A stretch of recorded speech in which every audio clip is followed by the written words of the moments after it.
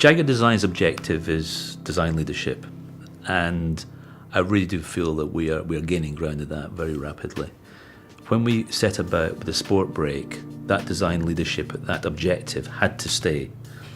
I know it's a very practical car, there's an amount of pragmatism in it, it is functional, but at the end of the day, it is what we call a sport brake. It has to look sporty and feel sporty.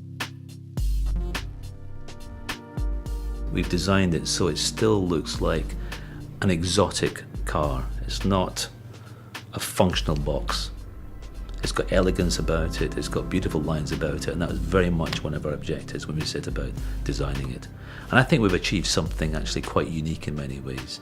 There are a lot of estate cars out there which have a sportiness about them, but I think we've achieved something which is even more sporty without compromising the practicality of the car.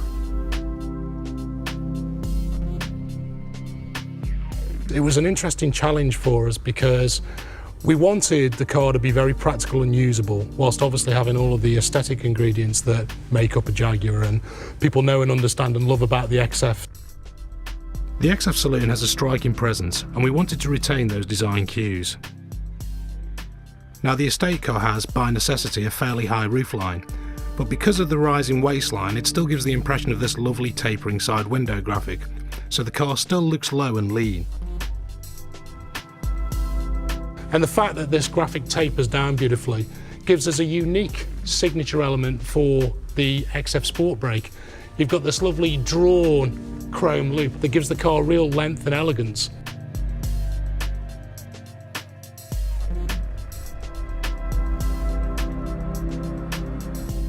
It's about having lines which flow uninterrupted around the vehicle and lead your eye on an uninterrupted, exciting journey. The fact that they flow so easily gives the car elegance. If we start at the front of the car, we have this lovely crease line that runs from the corner of the front bumper, over the front wheel arch, through the front fender, and rises to the rear of the vehicle. It gives the car drama and a bit of a wedge attitude to it, so it feels like the car's got some movement to it even when it's standing still.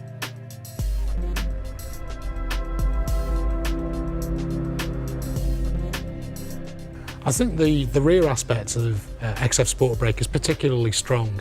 We use the graphics on the car, again, to accentuate the visual width. So we have this signature blade, which extends into the tail lamps and is visually gripped and supported by the tail lamps as well. So you've got a lovely, robust feel to it.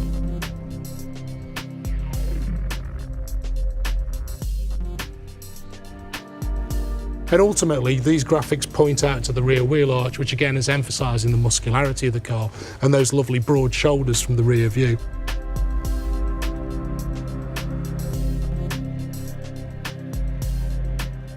And when we get to the back of the car, I wanted this profile to be so strong it's the only thing left at the back. You know, the roof was floating over the top of it.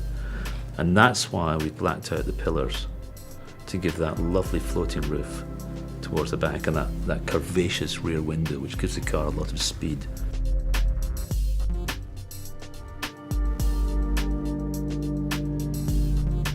This is going to be a usable car. So from a packaging point of view, we looked at where our competition was. We saw what those vehicles are being used for, what customers might like to use a car like this for, and made sure that when you opened up the load space of an XF SPORTBRAKE, you were getting at least the equivalent, if not better than the competition. The thing for us was to do it in a very Jaguar way. All of those things that you would practically expect out of a SPORTBRAKE, we built in from day one. We have the aluminium rails in the floor space that allow you to configure ways of dividing up the luggage compartments. You could actually fit a divider across the back half of the trunk area, which then allows you to just have your shopping immediately by the tailgate. Another nice convenience feature on XF SPORTBRAKE is the remote releases to fold the seats down. Again, rather than having to go and open the rear door or lean forward to the back of the seats, we've provisioned these handles here on both sides of the car that allow you to drop the seats forwards. There's also underfloor stowage, and that's configurable. If you choose not to have a spare wheel, you can have a deeper stowage area in there. Every derivative of the XF SPORTBRAKE is fitted with self-levelling air suspension instead of the saloon's rear coil springs, so it offers the same dynamic attributes and abilities in terms of ride and handling as the Saloon, no matter what it's carrying. Additionally, you can also specify the XF SPORTBRAKE with Jaguar's adaptive dynamic system. So, at the touch of a button, you alter the suspension and throttle calibration to deliver a more involving and sporty driving experience.